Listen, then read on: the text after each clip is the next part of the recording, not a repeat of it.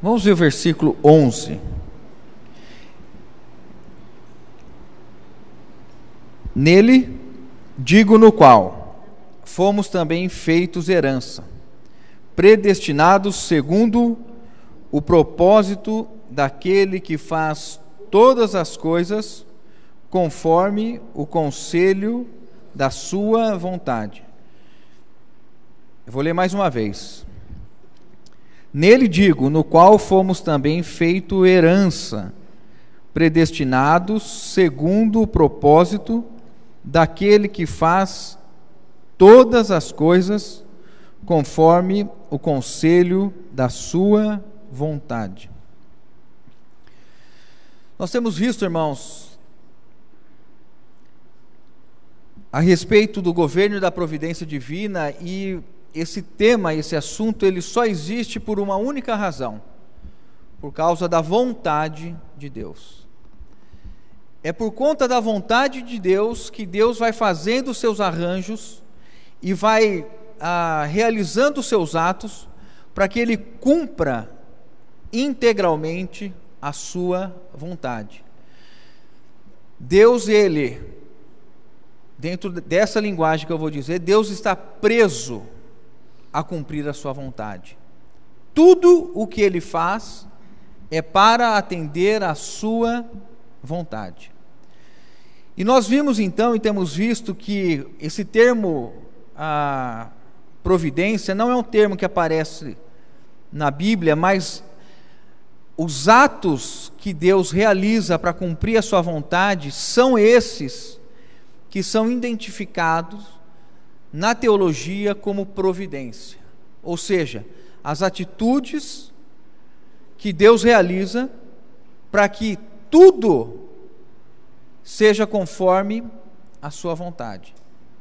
E é sempre bom, irmãos, nós estarmos com isso muito vivo. Qual é a vontade de Deus? Qual é o mistério da sua vontade que foi revelado? Está aqui nesse capítulo 1, nós podemos ler, voltar um pouquinho antes. Vamos ler o versículo 9 e 10. Desvendando-nos o mistério da sua vontade, segundo o seu beneplácito, que propusera em Cristo, de fazer convergir nele, na dispensação da plenitude dos tempos, todas as coisas, tanto as do céu como as da terra. Esse é um versículo que nós já temos visto muitas vezes, e é um versículo que precisa nortear a nossa vida, porque nós estamos incluídos nele, porque todas as coisas, certamente nós estamos dentro dessas todas as coisas, e isso significa que convergir é o desejo que Deus tem, que tudo que há no céu e na terra esteja encabeçado em Cristo. E é a partir desse versículo que nós entendemos como que Deus vai sustentando, mantendo, provisionando tudo, para que as coisas concluam lá na frente, segundo este versículo: convergir em Cristo, ou seja, estar encabeçados em Cristo. E dentro desse aspecto e dessa visão, irmãos, nós temos aqui ainda no versículo 21, vamos ler um pouquinho antes, para a gente ter um contexto maior. Nós já lemos antes, mas vamos reler.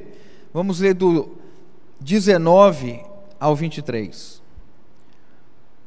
E qual a suprema grandeza do seu poder para com os que cremos, segundo a eficácia do seu poder, o qual exerceu ele em Cristo, ressuscitando-o dentre os mortos, e fazendo-o sentar à sua direita nos lugares celestiais.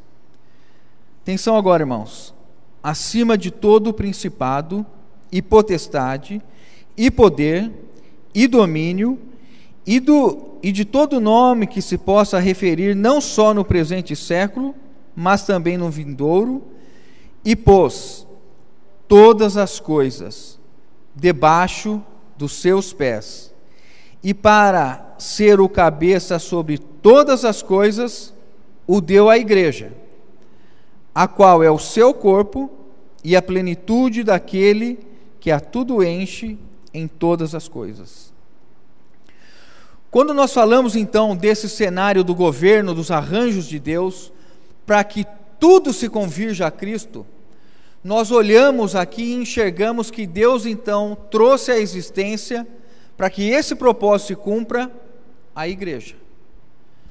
Os irmãos veem que Cristo então ele é o cabeça, a igreja é o seu corpo, e isso forma então aquilo que Deus entende ser o caminho para sujeitar todas as coisas. Os irmãos perceberam isso no versículo? Vamos lá.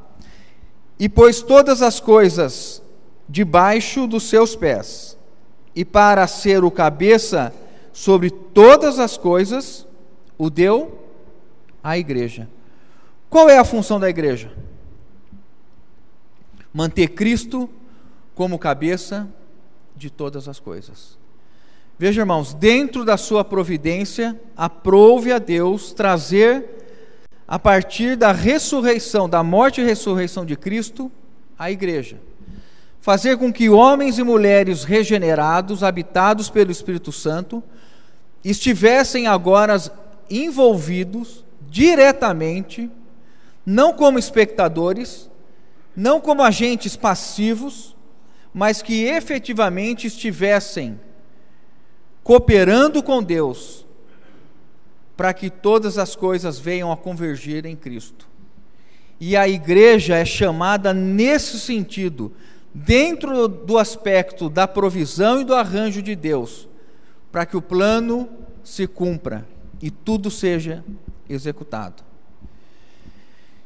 E aí ele conclui assim, irmãos, no capítulo 3, conclui não, ele traz mais um aspecto para nós no capítulo 3.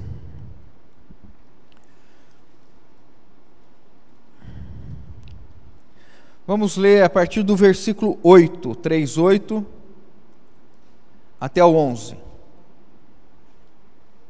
Vamos juntos? 3, do 8 ao 11. A mim, o menor de todos os santos, me foi dada esta graça de pregar aos gentios o evangelho das insondáveis riquezas de Cristo, e manifestar qual seja a dispensação do mistério, desde os séculos ocultos em Deus, que criou todas as coisas. Atenção, para que, pela igreja, a multiforme sabedoria de Deus se torne conhecida agora dos principados e potestades nos lugares celestiais, segundo o eterno propósito que estabeleceu em Cristo Jesus, nosso Senhor. Os irmãos percebam que tanto o capítulo 1 quanto o capítulo 3, quando fala da igreja, traz uma relação direta em oposição a principados, potestades, porque a igreja tem um aspecto, irmãos, importantíssimo no cumprimento do propósito de Deus, que é lutar a guerra espiritual que está sendo travada desde que o homem foi criado. Nós não vamos falar detalhadamente a respeito disso, mas nós sabemos que existe um opositor ao plano de Deus, à vontade de Deus, que é Satanás, e que desde Gênesis ele vem se opondo ao homem. E quando nós entramos no Novo Testamento, vemos ele se opondo ao nascimento de Cristo, tentando matar Cristo, e também vemos ele impedindo, ou tentando impedir, que a igreja atue na sua vocação. Por isso que esses versículos do capítulo 1 e do capítulo 3 mostram que há uma questão de principados e potestades que a igreja não pode esquecer nem ignorar. Por isso que é importante nós entendermos que na providência nós não cruzamos os braços.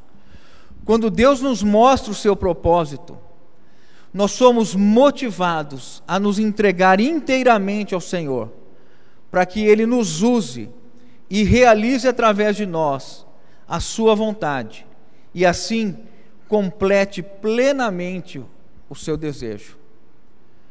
Nós não somos espectadores de algo que está acontecendo, e que Deus está realizando todas as coisas sem que haja a nossa participação e cooperação.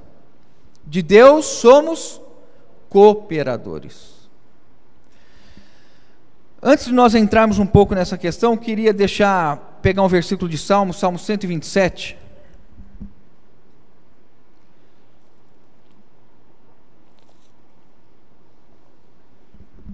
Salmo 127.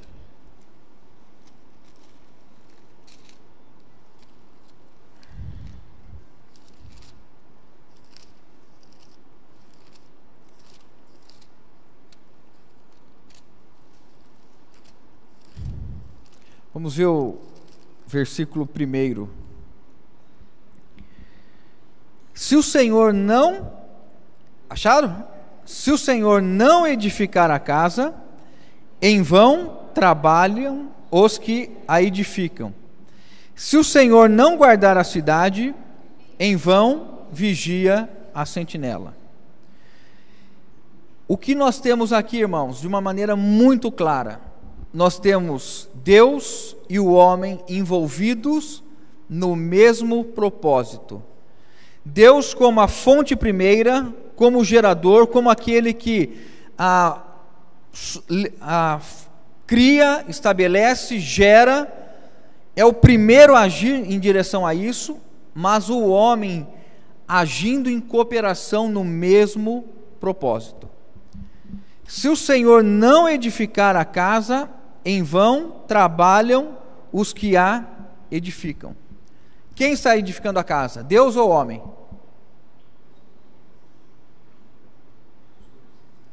Quem está edificando a casa? Deus ou o homem? Quem está vigiando? Deus ou a sentinela? Os irmãos percebem que Deus e o homem estão imbuídos no mesmo propósito.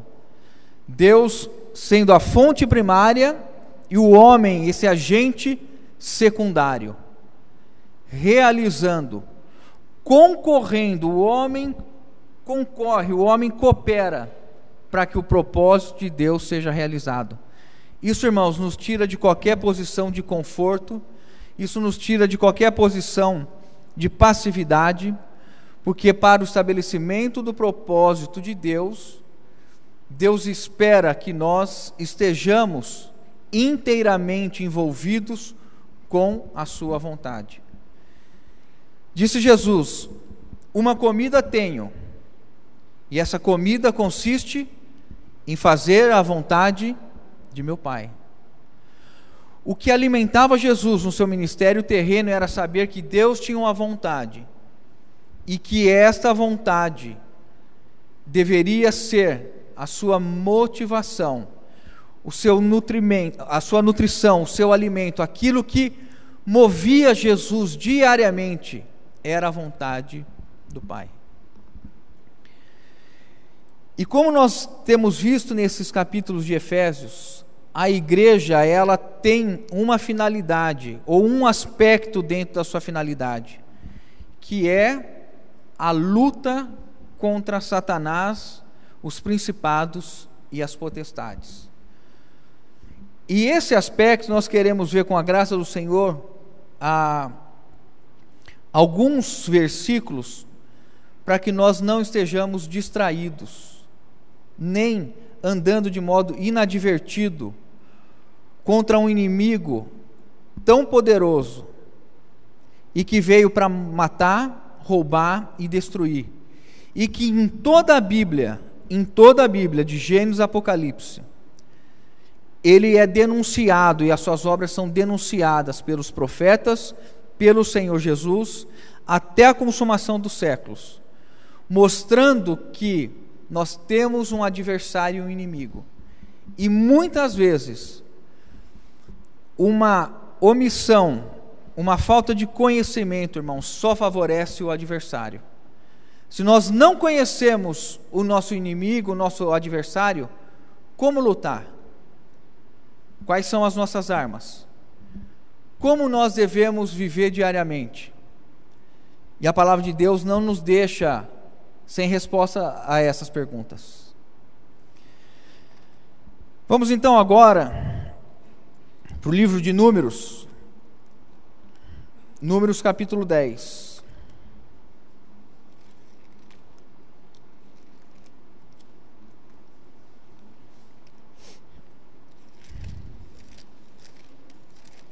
Números capítulo 10.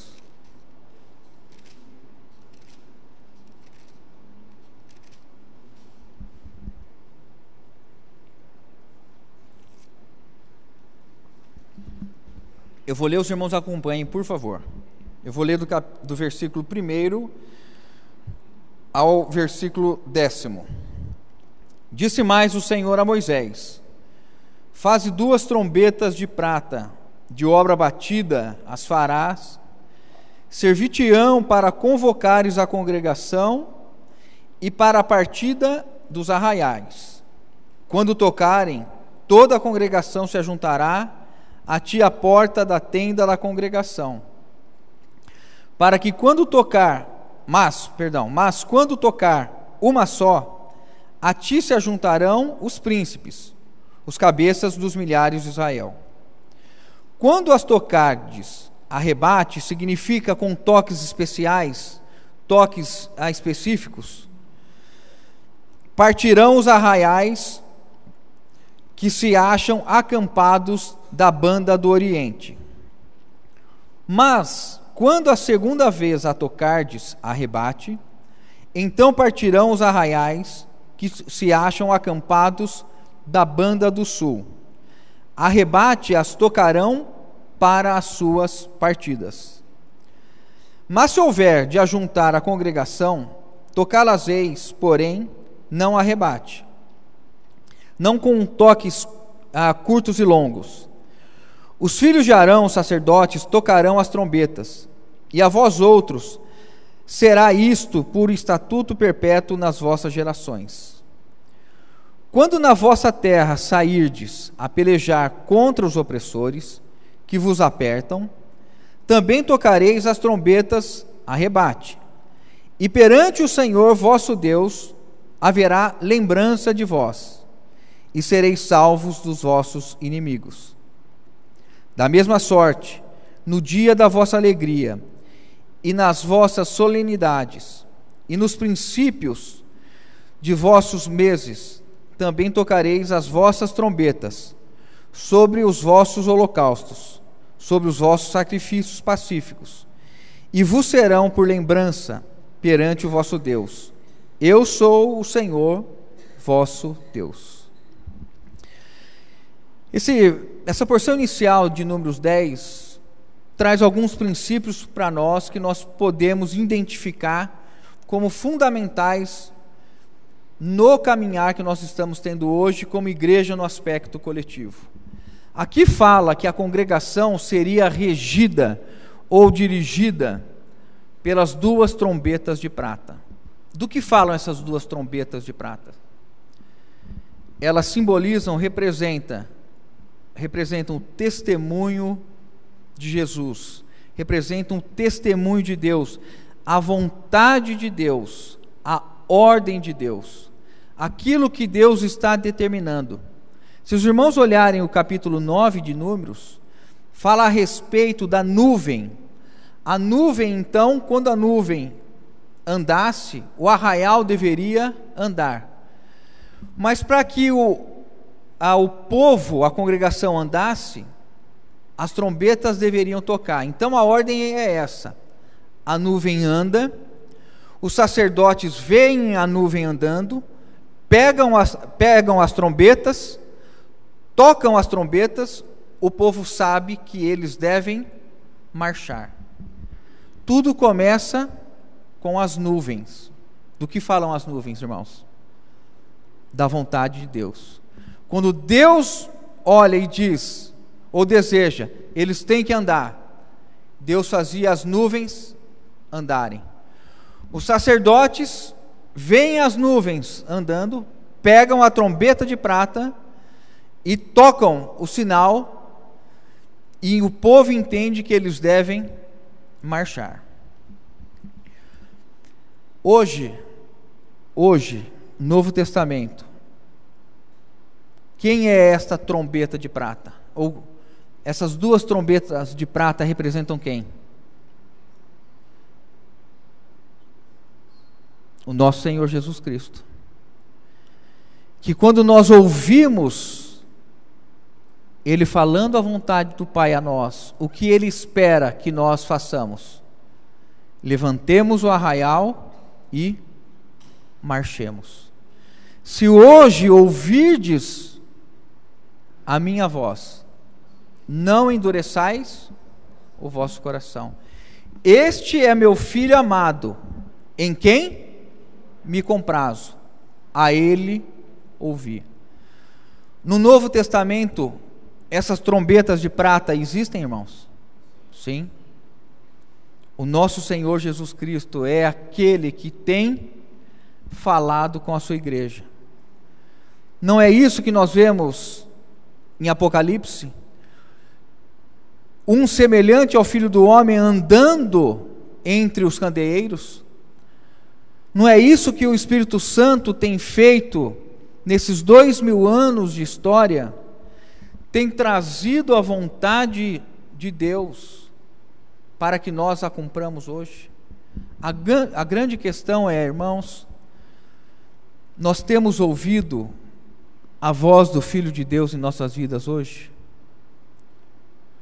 Ou nós temos fincado as nossas tendas, e mesmo quando Jesus fala, nós não levantamos e saímos marchando? Quando nós entendemos que Deus olha para nós nesse aspecto que nós estamos abordando hoje da igreja, como este que responde ao chamado da guerra, como este guerreiro espiritual, há uma necessidade de nós ouvirmos a voz do Espírito Santo.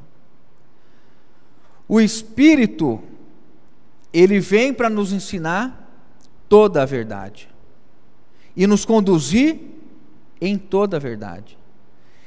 E nós vivemos uma esfera de guerra e batalha espiritual que só há um que tem interesse que nós não falemos disso: o inimigo de Deus.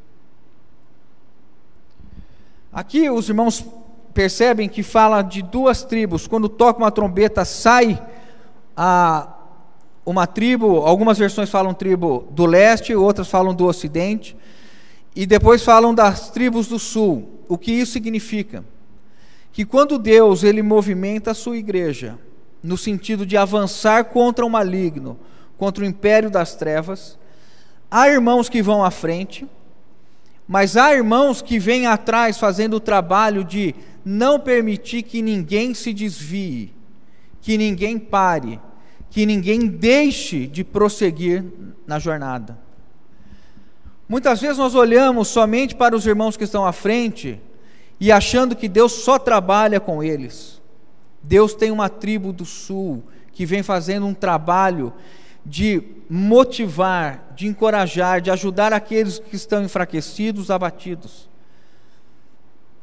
E que cada um de nós, irmãos, seja um desses. Nem todos nós vamos ser como esses irmãos que estão à frente, ou que Deus tem usado e realizado grandes coisas. Não há Luteros entre nós. Não há grandes homens de Deus entre nós. Talvez nós não sejamos esses que estão à frente, realizando o primeiro combate, tomando as primeiras fileiras. Mas nós podemos ser esses que vão encorajando, sarando, cuidando de todos os irmãos. Qual é o irmão ou a irmã que você e eu tem assumido uma responsabilidade de cuidar? Que você percebeu que não tem ouvido a voz da trombeta, que tem dificuldade de tirar as coisas dessa terra? Nós temos que nos olhar como um exército, como uma congregação, irmãos. Efésios capítulo 6.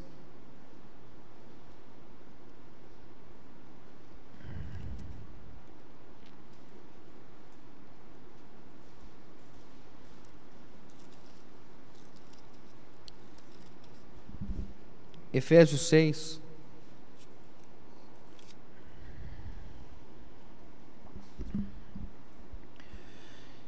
A partir do versículo 10, nós podemos tomar esses versículos como uma ampliação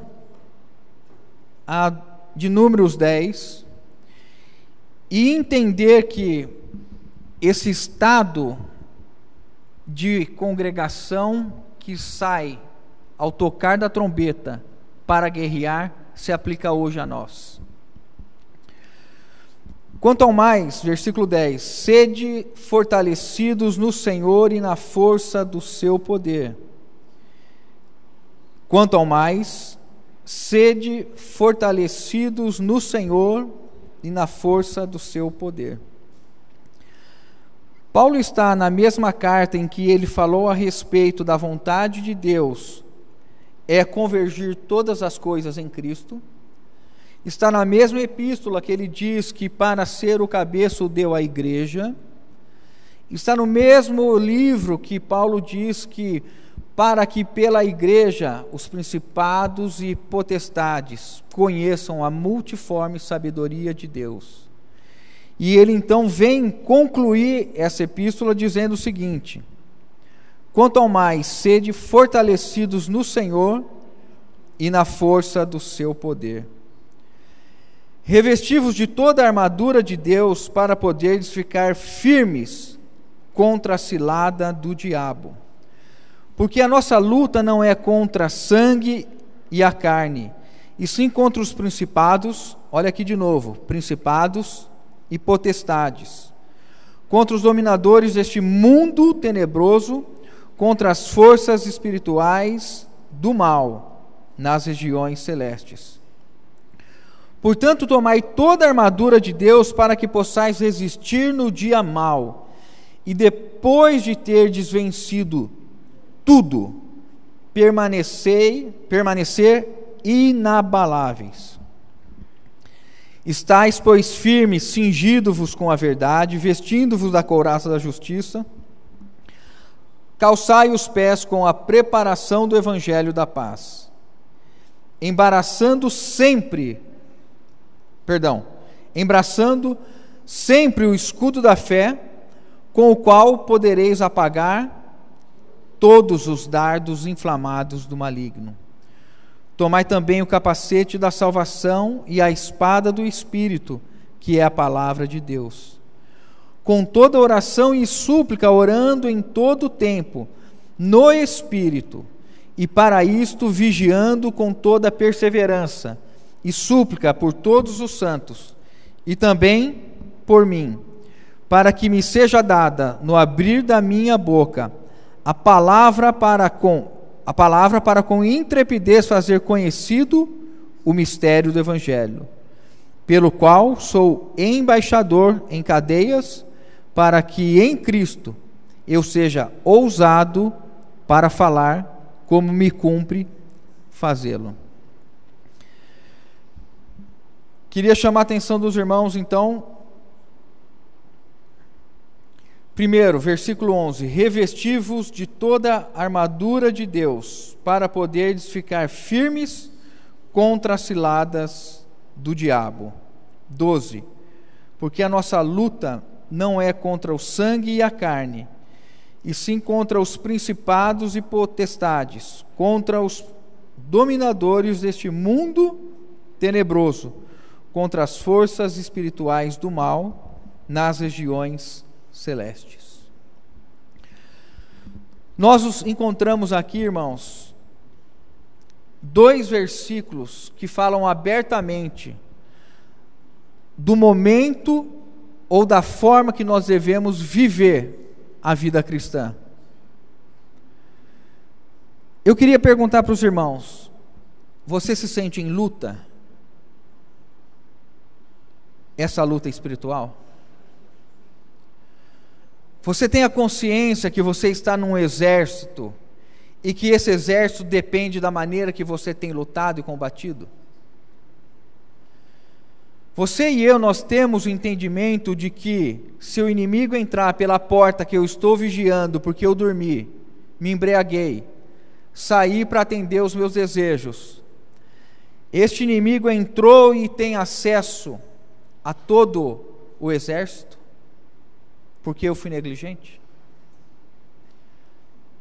Os irmãos entendem e veem que há uma orientação do Espírito Santo dizendo que nós estamos nessa terra como alguém que está em luta, e nós não estamos aqui para nos divertir. Nós não estamos num cruzeiro, nós estamos num navio de guerra, e cada um de nós precisa estar no seu posto muito bem atento, irmãos.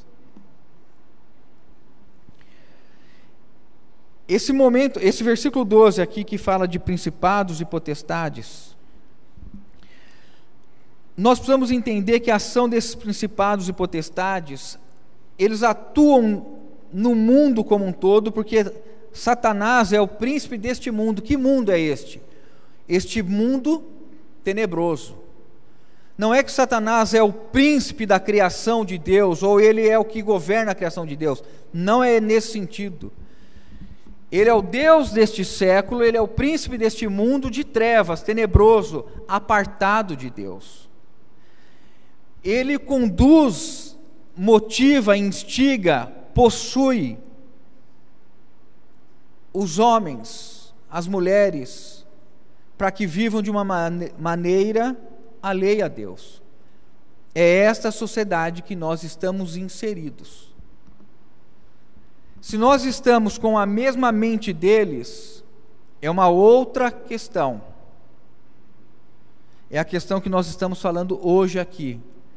Porque essa atuação de principados e potestades, de domínios, de tronos, de forças espirituais, diz respeito, e nós não vamos ver isso aqui, a questão das hostes malignas, todas sujeitas a Satanás.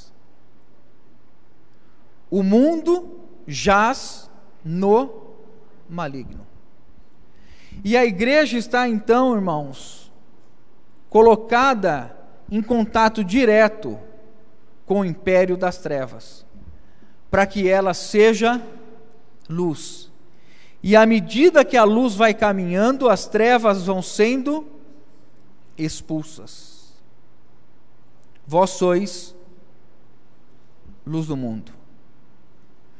Não se põe um candeeiro debaixo de um alqueire.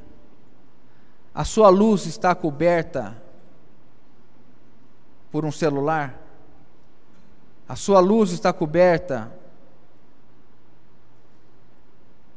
por um pecado, um vício? A sua luz está coberta por um desejo, um sonho, uma ambição, por planos terrenos? Quando nós olhamos que o Espírito Santo sempre trouxe profetas para não permitirem que o povo se desvie, como o Senhor já falou inúmeras vezes, vocês foram atrás de ídolos, vocês se preocuparam em tornar a casa de vocês bem arrumada, estão envolvidos, vocês têm casas apaneladas, e a minha casa encontra-se desolada. E Deus levanta profeta atrás de profeta para que o seu povo entenda que nós estamos vivendo guerra, que nós vivemos um combate espiritual. 1 Timóteo,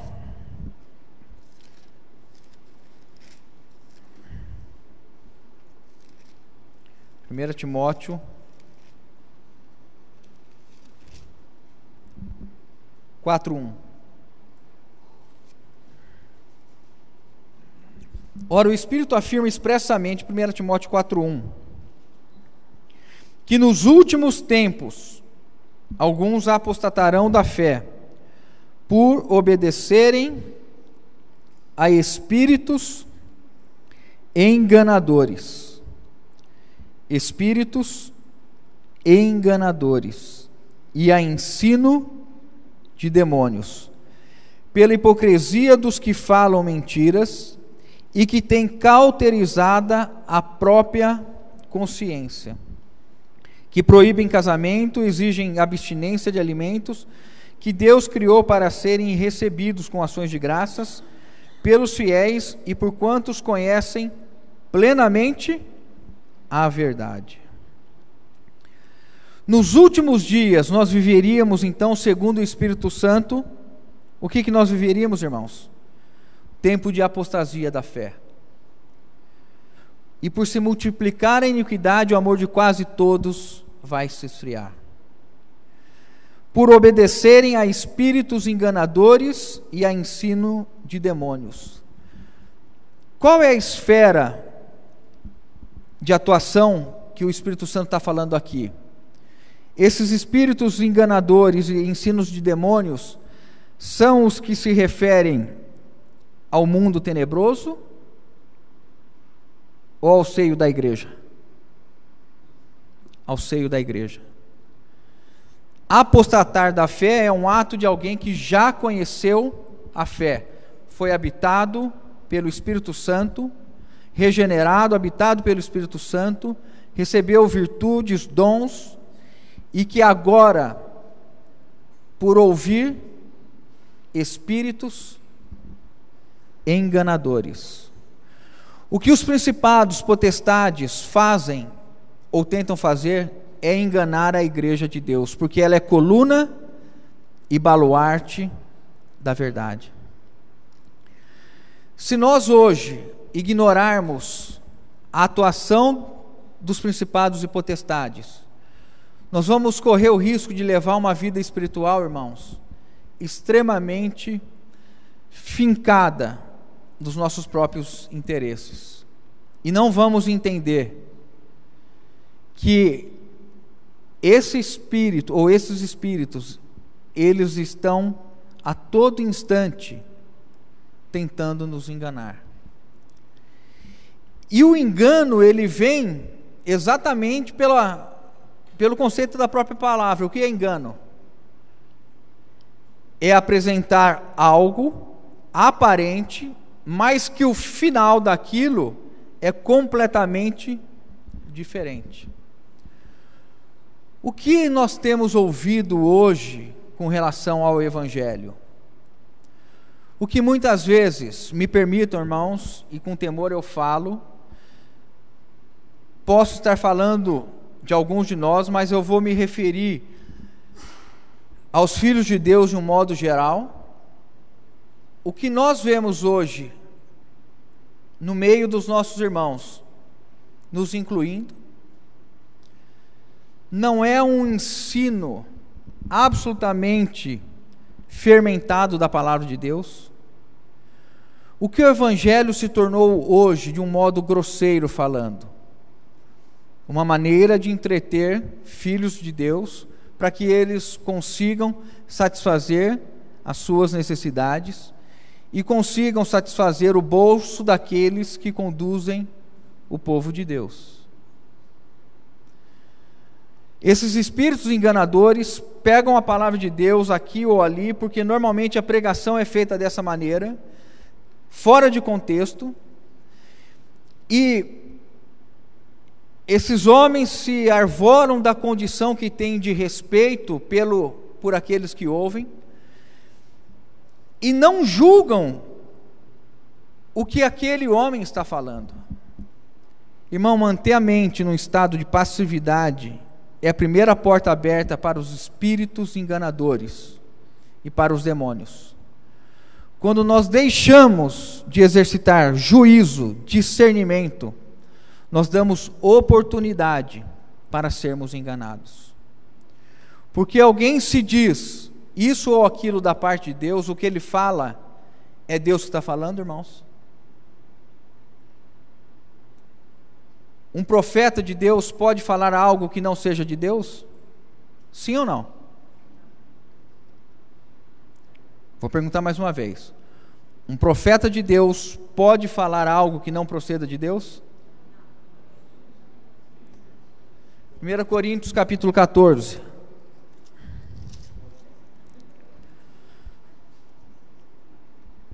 Primeira Coríntios capítulo 14, versículo 29.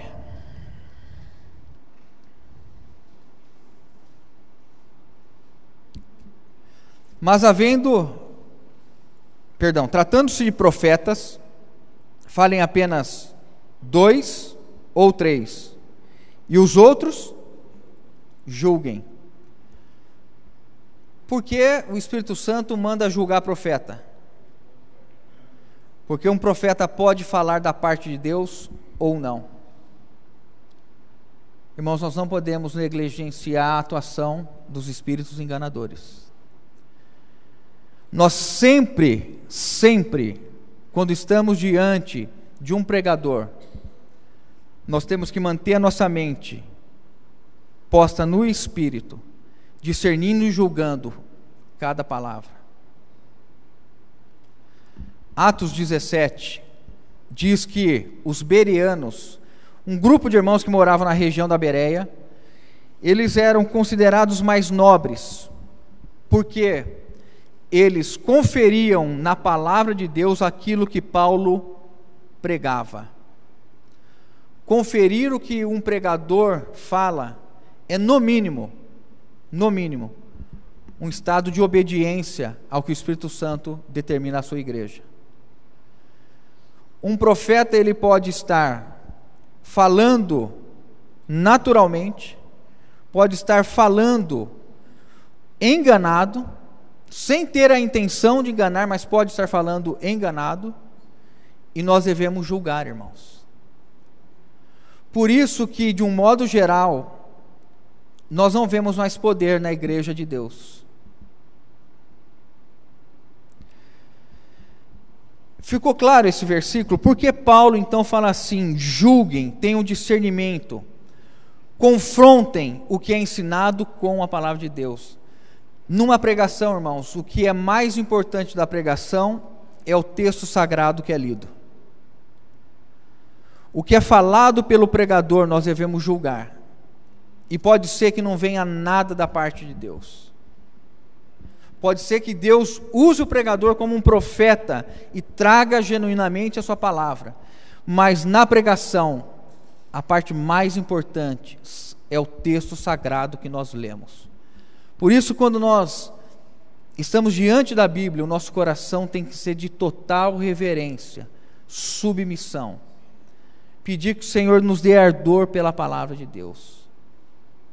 2 Timóteo, capítulo 4, versículo 3.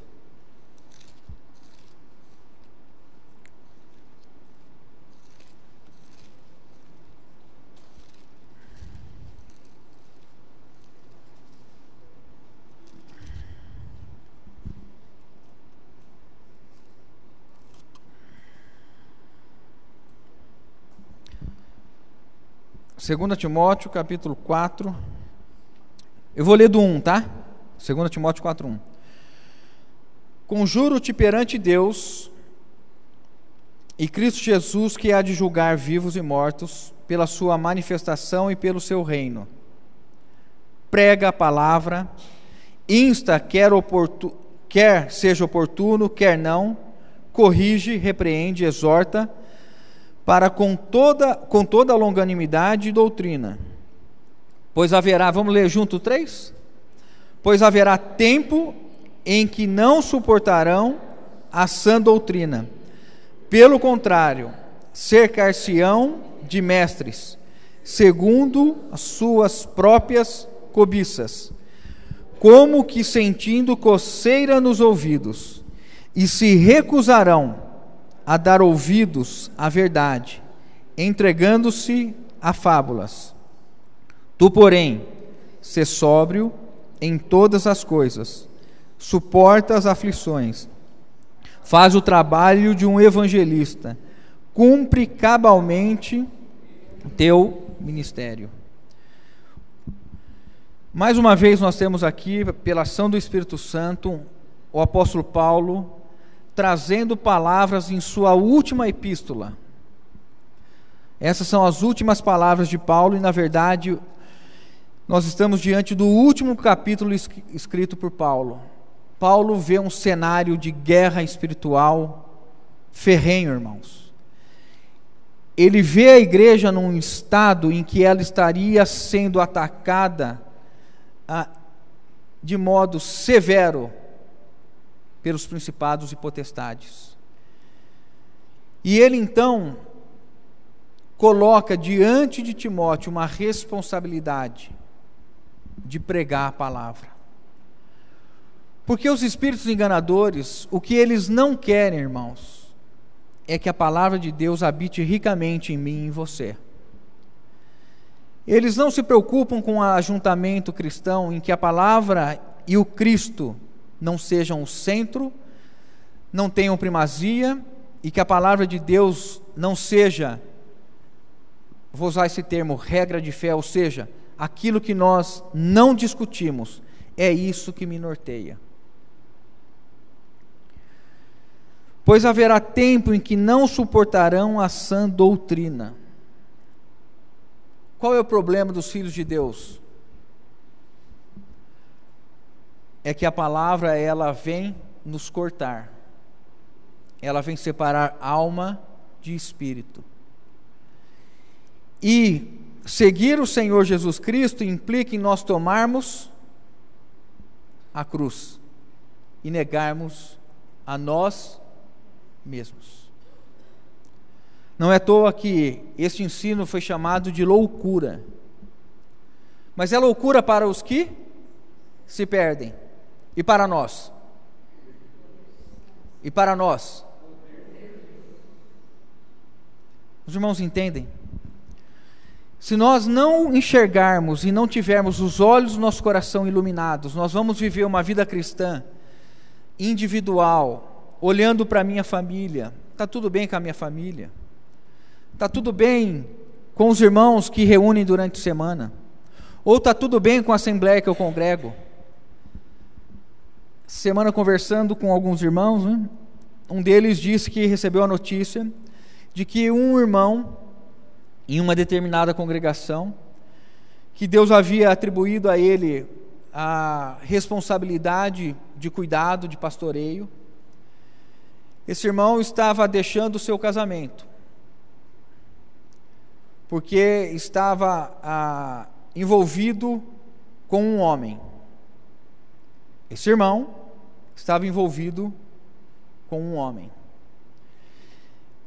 Isso trouxe para esta congregação, essa assembleia, um estado de incapacidade de prosseguir espiritualmente, que um outro irmão se retirou por um período para oração e buscar a Deus para ter entendimento como manter a saúde espiritual desses irmãos diante de um estado desse. Agora eu pergunto para os irmãos: nós não temos nada a ver com o que está acontecendo porque não é a assembleia que nós congregamos?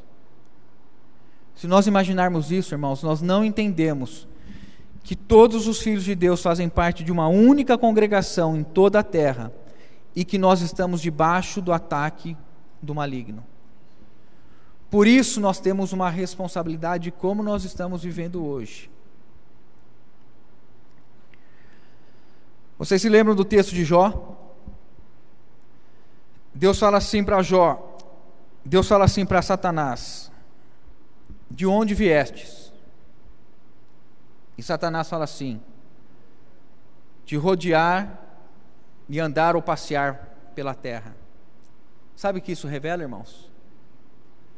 Isso revela que Satanás não tinha qualquer oposição e resistência para estar na terra, e ele podia andar e estar na terra sem qualquer tipo de oposição. Então Deus diz para Satanás: observastes o meu servo Jó? E aí nós entendemos que Jó, ele era alguém que era uma oposição a Satanás. Nós não vamos falar aqui de Jó, nós conhecemos toda a história, sabemos que Deus tem vários caminhos na vida de Jó, que Deus tem vários, mas o que nós estamos focando é o seguinte, irmãos: quando nós não levantamos resistência ao maligno, ele entra na esfera onde a igreja deveria ocupar e possui e mantém as pessoas escravizadas. Tiago diz assim: resisti ao diabo, sujeitai-vos a Deus, resisti ao diabo e ele fugirá de vós. O que isso significa?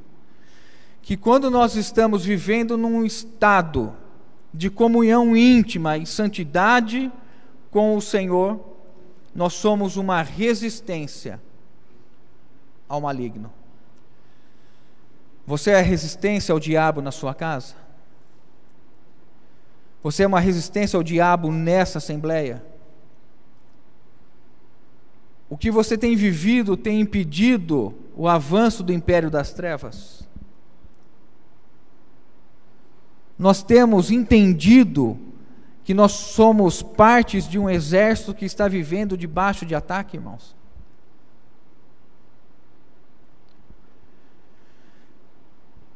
Pois haverá tempo em que não suportarão a sã doutrina, pelo contrário, cercar-se-ão de mestres, segundo as suas próprias cobiças, como que sentindo coceira nos ouvidos, e se recusarão a dar ouvidos à verdade, entregando-se a fábulas. Eu queria que os irmãos considerassem: é sério o assunto que a Bíblia trata, irmãos? É sério? Responda para você: você tem vivido essa seriedade? Tem entendido que a maneira que nós estamos vivendo hoje, ela pode estar sendo conduzida por espíritos enganadores? Nós temos enxergado que a nossa pátria é celestial, que nós somos peregrinos e estrangeiros nessa terra, que o nosso coração não pode estar enraizado, enfincado nessa terra, que nós já temos uma herança,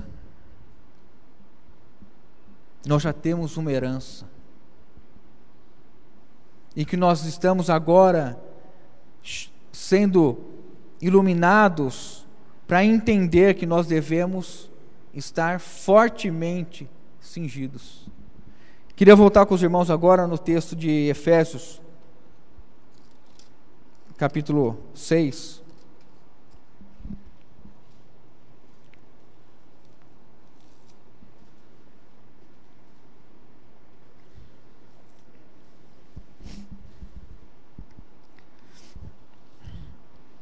Portanto, 6:13, portanto, tomai toda a armadura de Deus para que possais resistir no dia mau. E depois de tendes vencido tudo, permanecei inabaláveis. Tomai toda a armadura de Deus. Se nos versículos 10, 11 e 12, o Espírito Santo fala a respeito contra quem nós lutamos, a partir de agora ele começa a dizer como enfrentar então esta luta. Deus nos dá então capacidade de enfrentar esta luta. O que nós temos, irmãos? Esta armadura que nos é dita aqui: para que possais resistir no dia mau. Qual é o dia mau? Qual é o dia mau? Cada dia é um dia mau e cada dia traz os seus cuidados, não é isso? Ou os irmãos acham que acontece algum dia que nós não somos atacados, que os espíritos enganadores não procuram brechas em nossa vida? Existe isso, irmãos? Nunca. Nunca. Porque Satanás sabe que ele não pode nos destruir, porque nós estamos na mão direita de Deus. Mas ele sabe que pode fazer com que nós apostatemos e percamos o amor a Deus. Por isso que esses espíritos enganadores, eles querem sempre trazer as coisas que visam agradar o homem natural. Tudo aquilo que a palavra de Deus coloca como algo que nos tira efetivamente dessa sensação de receber das coisas de Deus, muitas vezes nós confrontamos a palavra de Deus. Será que é assim? Mas isso não foi escrito naquela época? Mas todo mundo faz. Pô, até os irmãos ali que reúnem comigo fazem. Irmãos, aonde está que algum irmão é padrão para a nossa vida cristã? O varão aprovado por Deus é Jesus Cristo. Ele é a medida da estatura que nós devemos chegar. Se você se espelhar como em um homem, para que ele seja a sua estatura, irmão, você vai ter problema. Porque a estatura é Cristo. E nós não estamos aqui para ficar fazendo aquilo que os irmãos fazem. Nós estamos aqui para sermos aqueles que imitam a Cristo. Por isso que Paulo falou: sede meus imitadores, porque eu sou imitador de Cristo. Vamos ver então. O versículo 13 nos dá uma outra sensação, uma outra informação aqui importante. Irmão, se você passa um dia de luta espiritual, que você se dedicou na palavra, teve oração, nós estamos 2 sábados já reunindo, né? Bom, reunir 2 sábados, sábado que vem é dia do que então? É o dia de descanso? É o dia que nós vamos baixar as nossas armas? Porque fala assim: depois de tendes vencido tudo, permanecer inabaláveis. Normalmente nós fazemos isso, né?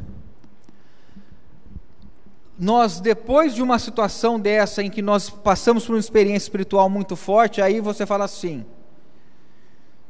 ninguém é feito de ferro, né? Eu também tenho direito. E aí nós nos entregamos aos nossos deleites. Só fazer uma observação: nós não estamos falando daquilo que nós temos necessidade enquanto seres humanos. Nós temos necessidades espirituais, psicológicas, emocionais e físicas. O lazer, a recreação é importante, nós devemos ter isso na nossa vida, faz bem para o nosso corpo, faz bem na parte nossa mental, mas se nós enveredarmos para isso e vivermos só isso, nós perdemos o foco espiritual. Então há uma questão de equilíbrio.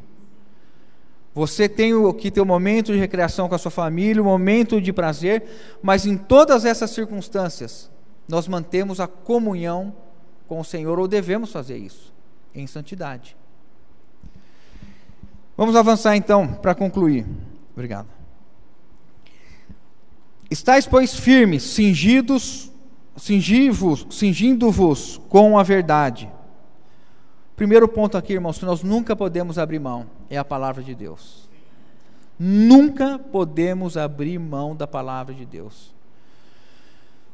Os irmãos se recordam, quando Jesus está falando a respeito da parábola do semeador, que uma semente cai no solo, e os irmãos se recordam que diz que Satanás vem e tira a semente. O que isso significa? A palavra ouvida e não compreendida, ela não vai habitar no seu coração nem no meu. Por isso que a Bíblia nos fala que nós devemos meditar de dia e de noite. Sabe o que guarda, ou que pode guardar esses versículos que nós estamos lendo no teu coração? É se nós compreendermos porque Deus está falando conosco nessa noite estas palavras. E às vezes nós imaginamos que Deus está falando, ou deveria falar para aqueles que não estão aqui, né? Puxa, se aquele irmão estivesse aqui hoje, essa palavra é perfeita para ele. Irmão, para você não? Não é isso? Chega em casa, fala para a esposa, para o marido, para o filho, para a filha: olha, eu ouvi a palavra, era para você estar lá hoje. A palavra nunca é para nós, né? Só quando vem o teu reino, aí sim, né? Mas tomar a cruz, querida, falou que as mulheres deveriam ser submissas. Você devia estar lá hoje e a palavra era para você.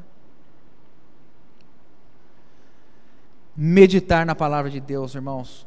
Responda para você: quanto tempo diário você medita na palavra? Medita na palavra.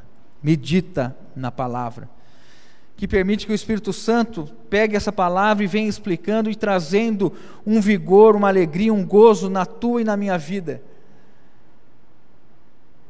Medita na palavra de dia e de noite.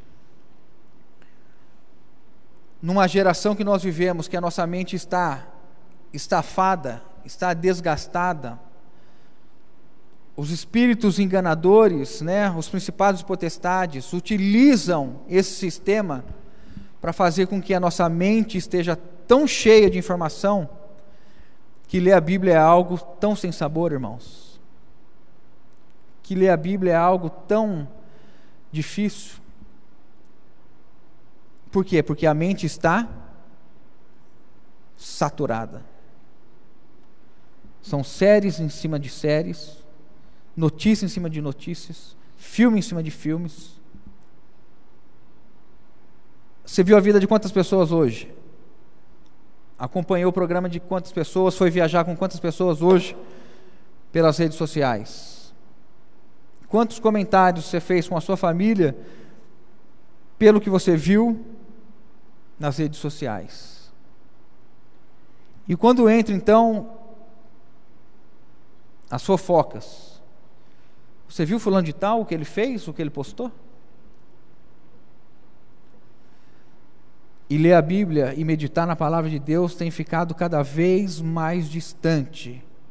E aí nós entendemos porque o Espírito Santo adverte que não vão querer ouvir a sã doutrina, porque ouvir a palavra de Deus, quando a palavra nos repreende, nós não queremos. Nós queremos ouvir coisas boas.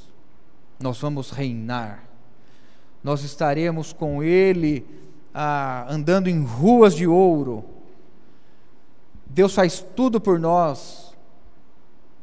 Pegamos os versículos especiais. Nunca vi um justo passar fome, e Deus desbaratou todos os meus inimigos. Os irmãos já viram isso? Quando nós olhamos aqui e vemos que o Espírito Santo fala assim: se cinge com a verdade, coloca a palavra de Deus de uma maneira que ela esteja te cercando. Vestivos de toda da couraça da justiça, ou seja, as nossas atitudes são a exata reprodução da ação da palavra de Deus em nossa vida.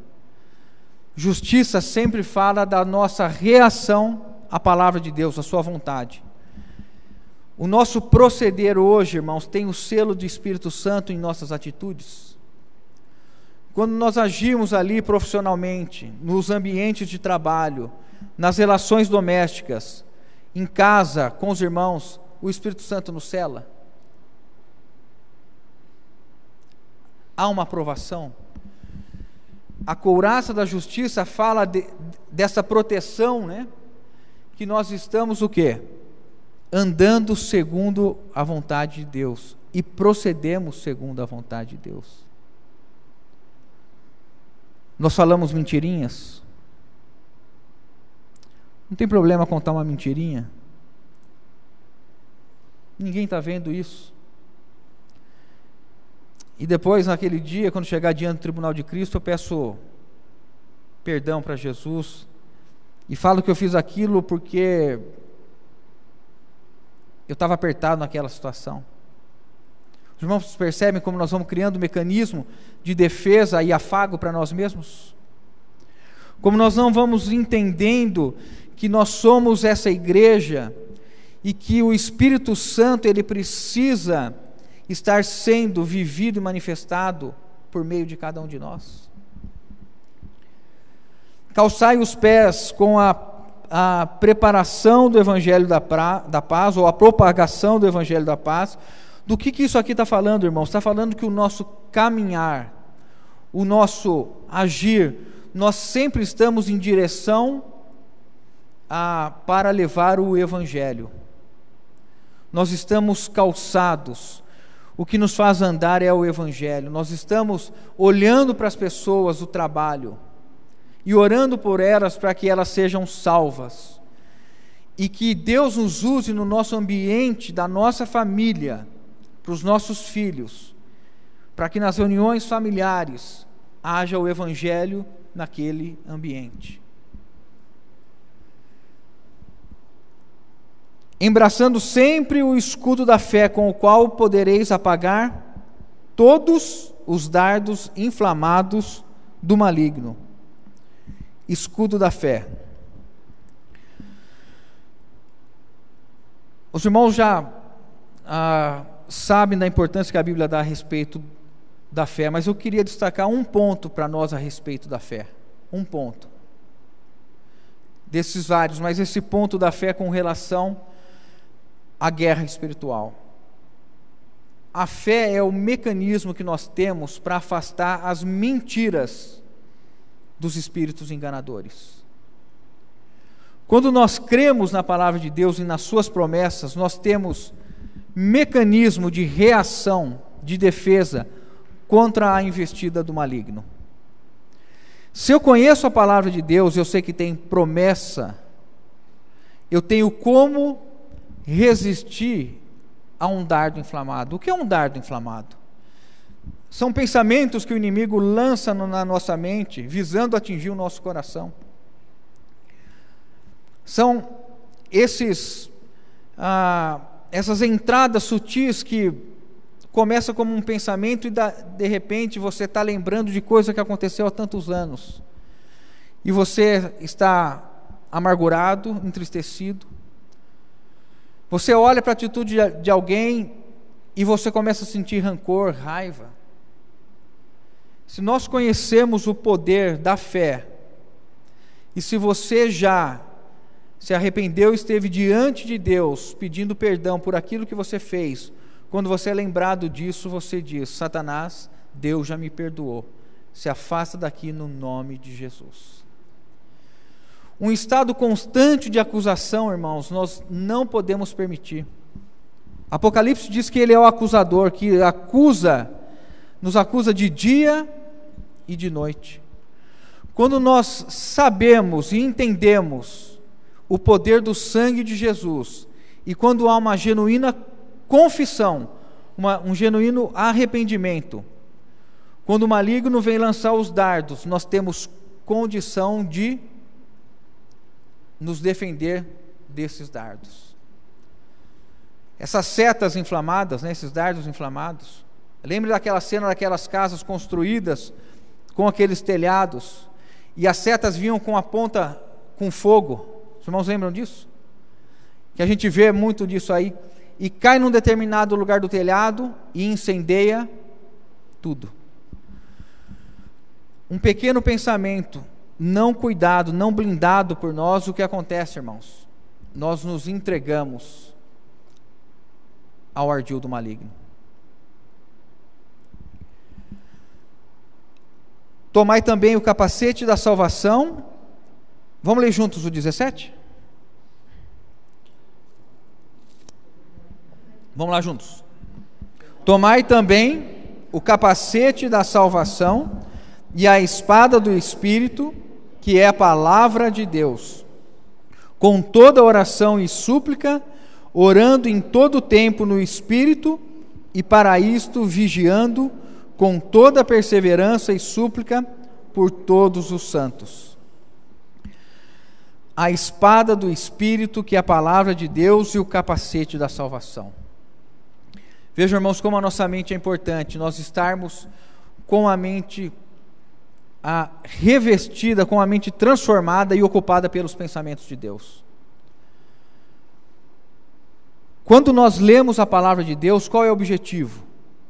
É que esse Espírito Santo possa dar entendimento e clareza para nós, de que nós devemos ter a nossa mente renovada.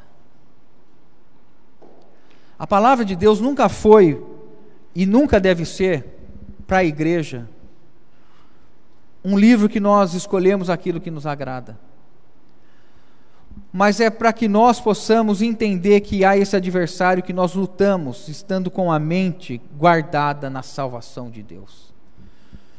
Nós estamos salvos, o Espírito de Deus habita em nós. O que nós lutamos hoje é para nós não sermos levados à apostasia, a sermos distraídos, entretidos, como se nada estivesse acontecendo. E quando ele fala aqui do Espírito, a espada do Espírito, que é a palavra de Deus, novamente o assunto da palavra é trazido para nós, mostrando, irmãos, encarecidamente, que nós precisamos ler a Bíblia.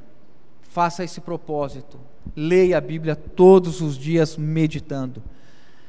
Veja o tempo, escolha um tempo, encontre um tempo para ler a palavra de Deus, meditar na palavra de Deus com toda oração e súplica, orando em todo o tempo no Espírito, e para isto vigiando com perseverança e súplica por todos os santos.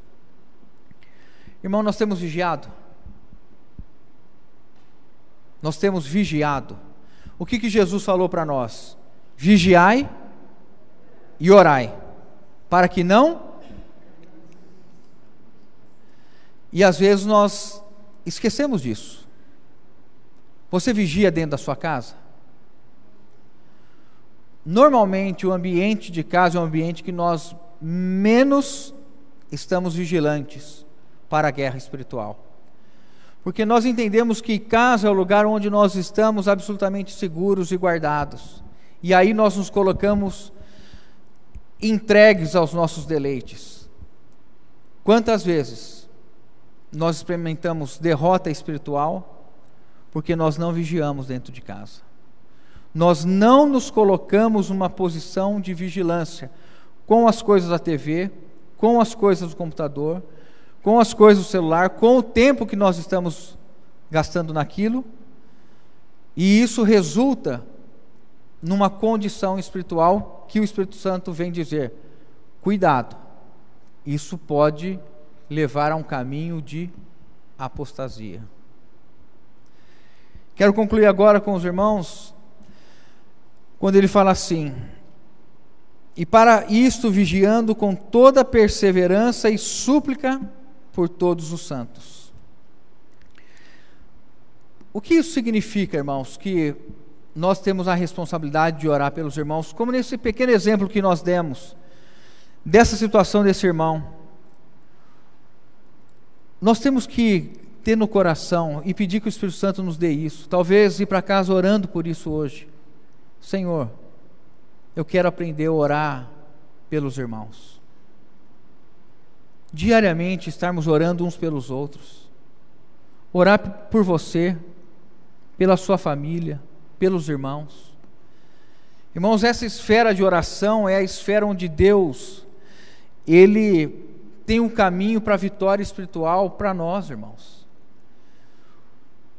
Os irmãos se recordam quando Daniel orou, e aí o anjo veio, Miguel veio e falou assim que o príncipe daquele território lhe havia resistido por 21 dias, quando Daniel pôs no coração o propósito de orar e buscar a presença de Deus. E então Miguel veio em socorro e foi resistido por 21 dias. Paulo fala que pela oração e pela provisão do Espírito Santo, ele obteria libertação. Você crê que quando nós oramos, o Espírito Santo pode dar libertação para irmãos e para irmãs? Pode dar libertação para o teu filho? Você já parou de orar pelo teu filho? Já entendeu que não é possível mais que seu filho experimente mudança? Aonde está isso, irmãos? Nós devemos continuar orando e orando e orando e perseverar em oração e súplica para que Deus realize a sua vontade, mas que Ele encontre uma igreja que está atenta à sua providência, atenta ao seu governo e que está vivendo em resposta a isso. Não é à toa que o Espírito Santo tem nos mostrado o seu propósito. O que o Senhor espera que aconteça conosco, irmãos? Uma reação como um exército que está em luta, e que nós fechemos as brechas e tenhamos um viver na presença de Deus cheio de responsabilidade. Pois eu não vejo na leitura desses versículos uma outra palavra que Deus nos dá: responsabilidade pela condição que nós temos hoje. Responsabilidade com a tua esposa, com teus filhos, especialmente aqui os varões. O que nós temos trazido para dentro de casa, como nossas esposas têm vivido espiritualmente, como nossos filhos têm vivido espiritualmente, qual é a responsabilidade que eu tenho diante dos irmãos, o que os irmãos me veem vivendo, fazendo, qual é a inspiração de fé que eu tenho servido para os irmãos, qual é o meu compromisso com o que Deus tem me dado. Ou eu não tenho compromisso com os irmãos? Os irmãos não têm compromisso com a Assembleia? Evidente que nós temos. Orai por todos os santos. Nós devemos trazer a igreja de Deus no nosso coração. Devemos considerar ardentemente, irmãos, que nós estamos no fim dos tempos e que há espíritos enganadores atuando na vida dos nossos irmãos. E que nós devemos nos manter de modo muito sóbrio. Por fim, irmãos, termino aqui, enfatizando o seguinte: nós temos um histórico, basicamente de vivermos ou acreditarmos naquilo que nós sentimos em sentimentos. Até o nosso falar é assim: eu tive sentimento de fazer isso, sentimento de fazer aquilo. Atenção no que eu vou dizer aqui. Sentimento pode ser uma grande porta aberta para espíritos enganadores, porque a Bíblia não nos ensina a viver por sentimento, ela ensina a viver por fé, e a fé vem pela palavra de Deus. O que nos faz ir adiante, levantar o arraial, é quando nós ouvimos a voz do Senhor. Quando nós agimos por sentimento, nós estamos dando abertura, ou podemos dar abertura para sermos enganados, porque o nosso coração é desesperadamente corrupto e enganoso. Quando nós agimos por vontade, nós podemos abrir uma porta para espíritos enganadores. Quando nós agimos, veja bem, irmãos, segundo aquilo que nós pensamos, nós podemos estar dando abertura para espíritos enganadores. Por quê? Porque nós fomos chamados para escolher pela vontade do Senhor. Nós fomos chamados para viver segundo o desejo de Deus. E nós somos chamados para viver segundo a mente de Cristo. tomar decisão, irmãos, nunca foi e nunca deveria ter sido para nós segundo o meu sentimento. E a paz de Cristo seja o árbitro do vosso coração. O que nos leva a decidir a fazer algo ou não é se nós sentimos paz ou não que vem da parte de Deus. É quando nós ouvimos Deus falando, levanta o arraial. Ou quando nós ouvimos a trombeta tocando, dizendo, é hora de assentar o arraial. Esse modo de vida que nós vivemos apartado da fé é um risco, irmãos, porque o nosso coração é corrupto e enganoso, e Satanás é sutil e astuto, e ele se faz de anjo de luz, e não é de se estranhar que os seus ministros também ajam dessa maneira, parecendo. Então, você ouve uma pregação e aquilo toca o teu sentimento, qual é a primeira coisa que você fala? É de Deus. Não é assim?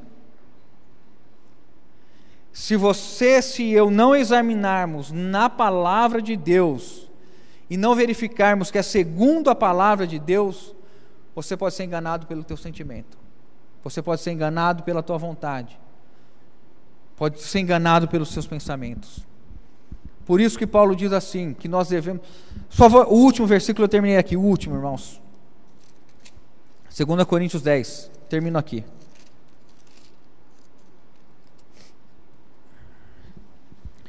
Porque as armas de nossa milícia não são carnais, e sim, 2 Coríntios 10, versículo 4. O 3 fala assim, porque, embora andando na carne, não militamos segundo a carne. Vamos juntos? Porque as armas de nossa milícia não são carnais, e sim poderosas em Deus, para destruir fortalezas, anulando sofismas, e toda altivez que se levante contra o conhecimento de Deus, levando cativo todo o pensamento à obediência de Cristo, e estando prontos para punir toda desobediência, uma vez completa a vossa submissão. Porque as armas da nossa milícia não são carnais, e sim poderosas em Deus para destruir fortalezas, anulando nossos sofismas. Do que está sendo dito aqui? E toda altivez que se levante contra o conhecimento de Deus. Todo pensamento que procede, tudo aquilo que a gente vê como respostas para os desejos do homem, e aí entra a filosofia, e aí entra todos os vários tipos de pensamentos humanos para que o homem melhore, todo tipo de evolução que o homem pode evoluir até se tornar um ser melhor, todas essas formas de pensamento que são contrárias ao conhecimento de Deus. Por isso que o apóstolo João fala assim, provai os espíritos, provai os espíritos. E se alguém diz que Jesus Cristo não veio em carne, este é o anticristo. O que isso significa? Se há algum ensino que diga que Jeová, que Deus não encarnou, esse espírito é o do anticristo. Há uma corrente doutrinária difundida no Brasil que ensina que o homem, o ser humano vai evoluindo e vai passando de vida em vida para melhorar. O que é nascido da carne é carne, o que é nascido do espírito é espírito. Importa nascer de novo. Nós não melhoramos, a carne não melhora, irmãos. Por isso que toda forma de pensamento que se levanta contra o ensino da palavra de Deus, isso deve ser rejeitado. E nós temos sofismas, nós temos essa altivez, esses pensamentos, que muitas vezes vêm falar que nós podemos realizar as coisas, que nós somos capazes de fazer algo. E aí o que a Bíblia diz? Nós devemos ter a percepção de pegar qualquer pensamento contrário a Deus. Deus me abandonou. Deus não olha para mim. Os irmãos me abandonaram. Ninguém gosta de mim. Sabe dessa síndrome? Todo mundo te abandonou, não serve para nada, não presta para nada, não tem valor para nada. O que é isso? Espíritos enganadores, agindo aonde? Na mente. O que nós devemos fazer é pegar isto e levar preso à obediência de Cristo, ou seja, sujeitar o que Cristo, o que a Bíblia fala de você. O que a Bíblia fala de você? Que eu sou um filho de Deus, regenerado, reconciliado, habitado pelo Espírito Santo, que sou da família de Deus, que Deus me ama, que deu seu Filho único, e que eu estou hoje debaixo da providência divina, para que Ele complete a obra que Ele começou em mim, e Ele vai completar. Mas que hoje eu devo estar apercebido que eu estou numa guerra e que há uma luta, mas Deus não me deixou desarmado, Ele me deu uma armadura, e quando eu me revisto dessa armadura, eu posso resistir ao maligno, e ele vai fugir de mim. Os irmãos entendem? Não fique preso em pensamentos, não fique preso em sentimentos, não fique preso em ambições, em sonhos. Olhe para hoje o que Deus tem feito na tua vida. Olha no passado, irmãos, veja como nós estávamos, veja onde Deus nos trouxe hoje, o que Deus tem feito em nossa vida. Agora, não percamos a seriedade do momento que nós estamos vivendo. São os últimos dias e nós devemos estar guerreando e lutando com as armas de Deus, né? Que o Senhor nos conserve firmes e inabaláveis até aquele dia, e que haja muitos irmãos que estão na retaguarda, impulsionando os irmãos, cuidando dos irmãos, visitando os irmãos, para que o povo de Deus chegue em maior número possível naquele dia, firmes no Senhor, né? Vamos orar.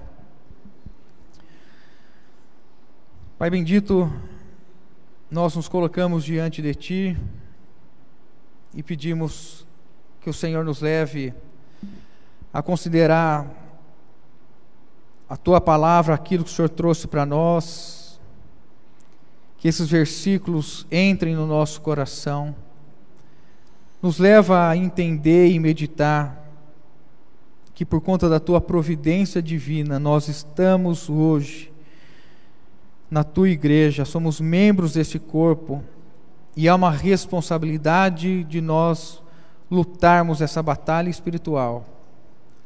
Não nos deixe ficar desapercebido, não nos deixe ignorar os desígnios do maligno, Senhor. Pelo contrário, nos dá discernimento e percepção para a hora que nós estamos vivendo, e que nós estejamos vivendo de modo vigilante, orando a todo tempo sem cessar.